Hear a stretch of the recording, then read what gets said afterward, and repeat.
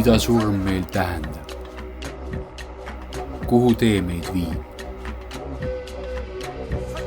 Siis kui surm on lähedal, kuidas teha nii, et ei kannataks lähedased? Millal katkeb niit? Millal katkeb niit? Mida surm sul õpetab? Kuidas minna rahus?